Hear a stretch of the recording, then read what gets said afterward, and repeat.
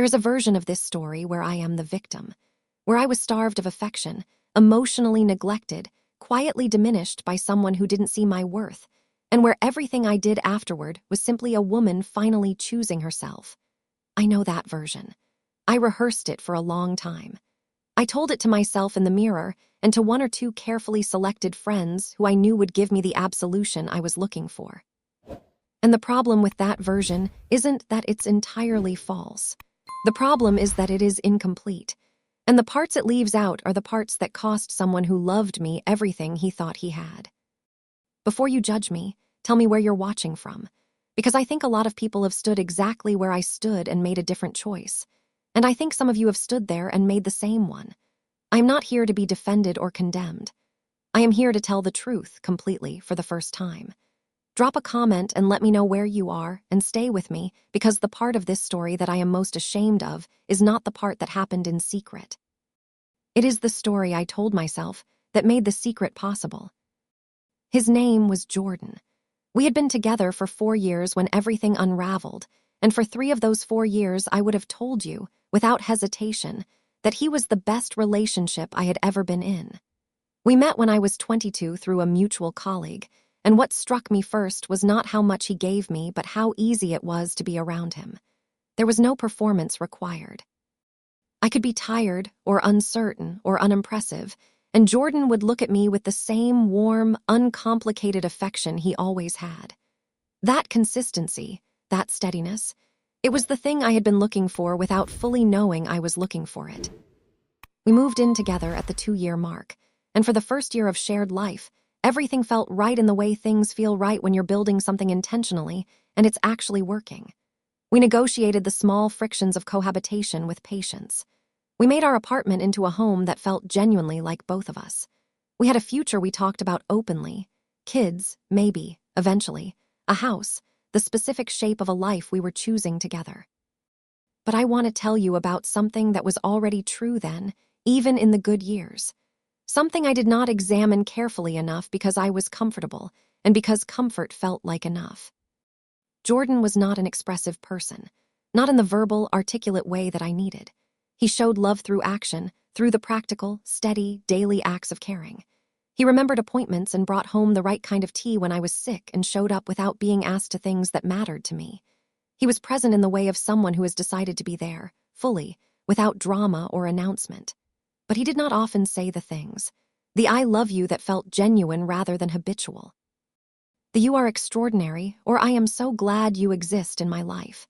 The specific spoken affirmations that, for me, carried the weight of proof. I told him this early on. We had a conversation at the beginning of our 2nd year where I explained, as clearly as I could, that words of affirmation were how I received love, that I needed to hear it, not just experience it. He listened, he nodded, he said, "I'll work on that." And he did try. For a while, he would add a verbal layer to things he would have previously only shown. He would say I love you more deliberately, less automatically. He would offer occasional observations about what he valued in me. But it was effortful for him. I could feel the effort, and the feeling of effort made the words feel less like genuine expression and more like compliance. And over time, the compliance faded back toward his natural language, which was presence and action, and the verbal affirmation I needed quietly went back to being something I reached for and didn't find. I think about those conversations now and I wonder, could I have kept asking? Could I have found a couples therapist earlier, found a framework for bridging the gap between his love language and mine? Could I have learned to receive what he was giving rather than fixating on the form it wasn't taking? The answer to all of those questions is yes. I could have. I didn't. Instead, I did what people do when they stop asking for what they need. I built a case.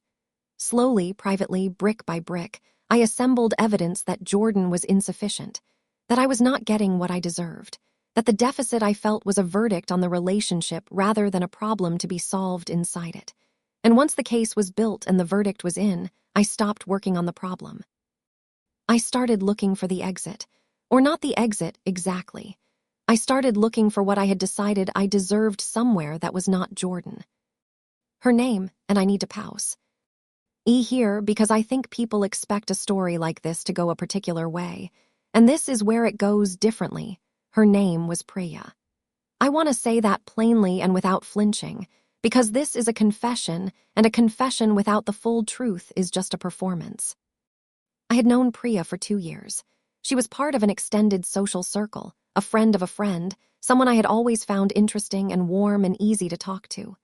She had a particular quality of attention, the kind that made you feel like the most important person in whatever room you were sharing. She asked good questions. She remembered things. She said, often and without calculation, exactly the things I had been missing in my relationship with Jordan. You are so smart. You deserve to be celebrated. I see you. I cannot tell you there was a single moment where I made a decision. It was more like a gradual leaning, each conversation warmer than the one before, each text slightly longer, each meeting carrying a little more weight. I told myself for weeks that it was friendship, that the warmth and the attention were simply what a good friendship felt like, and that I had been so long in a relationship that felt emotionally sparse that I had forgotten what it felt like to be truly seen by someone. I held that story for as long as I could, and then one evening at her apartment, sitting on her kitchen floor at 11 o'clock at night, both of us deep into a conversation that had started hours ago and showed no signs of ending, she said, "I think you already know what this is." I looked at her. "Don't," I said. "I'm not pushing. I see you, Zara, and I think you know I do, and I think you've been pretending not to see it." I was quiet for a long time, and then I said, "I'm with Jordan." "I know," she said. "I know you are, and I'm not asking you to not be. I'm just being honest that something is here, and whatever you do with that is entirely yours." I drove home that night, and I lay next to Jordan in the dark, and I felt the specific vertigo of someone who is standing on a surface that has shifted. Not collapsed, shifted. Just enough to make everything feel less certain. I should have talked to Jordan. That is the turning point I failed to take, the door I walked past that I wish more than anything I had opened.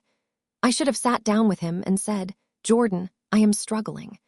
I feel emotionally starved in ways I haven't been able to fix, and I am starting to find that deficit getting filled somewhere it shouldn't be, and I need us to address this now, seriously, before it becomes something worse." That conversation was available to me. I could see it from where I was standing. I chose not to have it because having it would have required me to be vulnerable in a way that felt too exposing, and because some part of me, the part that had already built the case, already delivered the verdict, was not sure it wanted the problem solved, was not sure it wanted to stay. And that uncertainty felt easier to manage in secret than to examine in the open. Over the following 6 weeks, I allowed what existed between Priya and me to become something I could no longer credibly describe as friendship. I want to own that with specificity. I allowed it. I was not passive.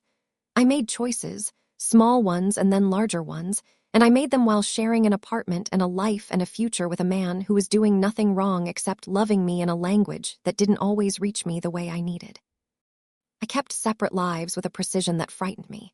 Jordan's world was work dinners and weekend plans and Sunday mornings in our kitchen. Priya's world was late evenings and long conversations and the specific hunger of something new and uncontained. I moved between them and told myself, because I needed to tell myself something, that what I had with Priya was filling a legitimate need, that I wasn't hurting anyone because Jordan didn't know. That need and justification are the same thing. They are not the same thing. I understand that now with a clarity I did not possess then, or perhaps possessed and suppressed. The discovery happened through the most ordinary possible mechanism. A phone left unlocked on a coffee table. Jordan, reaching for his own phone beside it, glancing at a notification he hadn't meant to see. A name. A message. Enough. He didn't confront me immediately. This I found out later.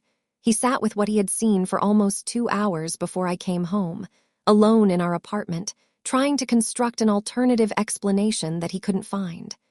By the time I walked through the door, he had moved past the hope of a different interpretation. He was standing in the kitchen. He looked at me with a face I had never seen on him before, not angry, not destroyed, just profoundly, carefully still. The stillness of someone who has prepared themselves for a hard thing. "I need you to tell me about Priya," he said.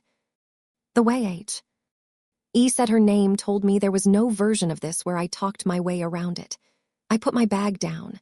I sat down at the kitchen table, and I told him, not with the defensive framing I had been carrying internally, not the version where I was starved and seeking, but the actual version. What had happened, and for how long, and what I had told myself that had allowed it to happen. He listened without interrupting. When I finished, he asked one question. Were you ever going to tell me?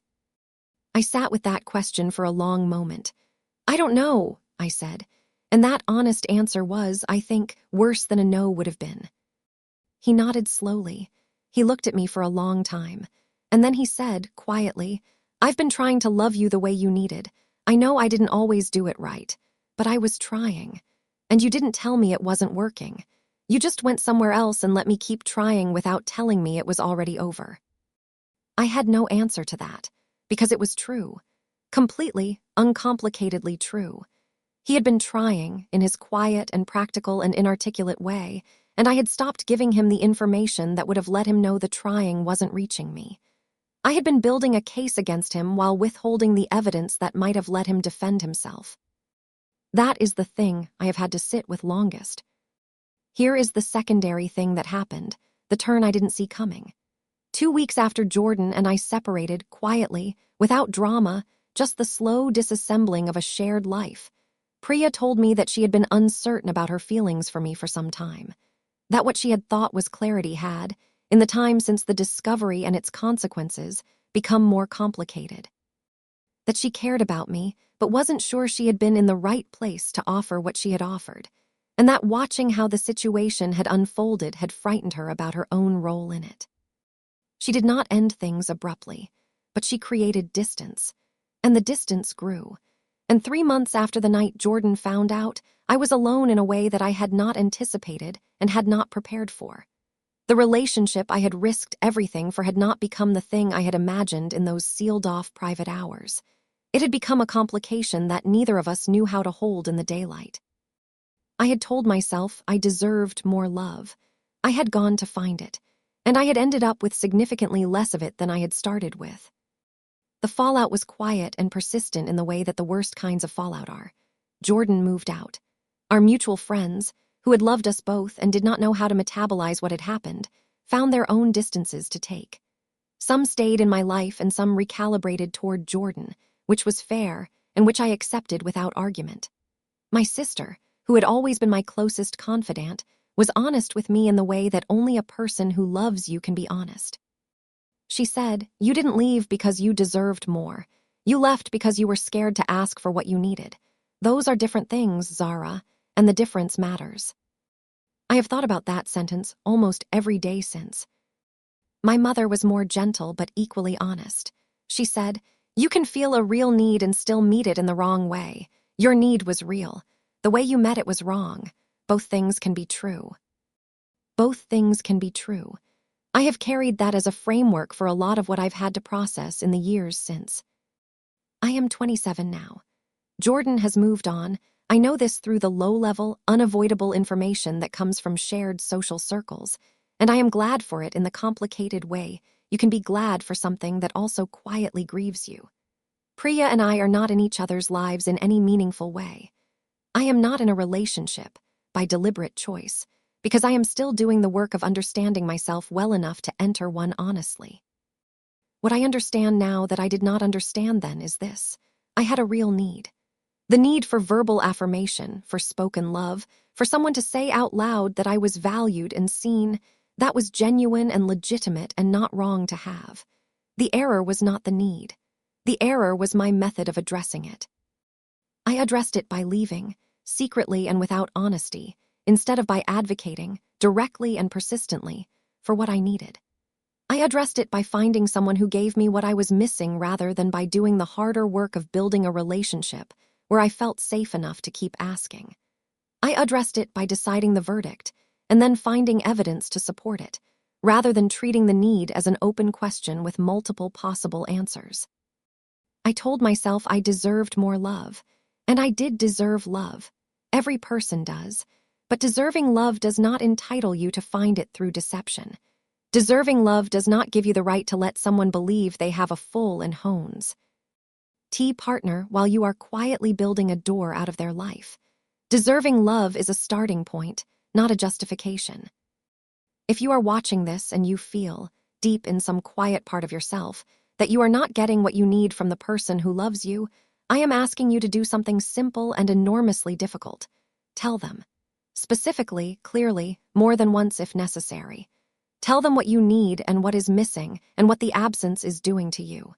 Give them the actual information and the actual chance. Not because they are guaranteed to meet it. They may not be capable, and that is a real outcome that has to be faced. But give them the chance with honesty before you take anything from both of you without asking. Because the version where you go looking for what you need without telling the person who loves you what is missing, that version costs everyone. Not just you. Everyone. And I know that because I lived it, and I have been living in the cost of it every day since. I deserved more love. I just should have asked for it from the right place first. If any part of this sat with you, leave it in the comments. I read them all. Share this if it's something someone in your life needs to hear, and I will see you in the next one.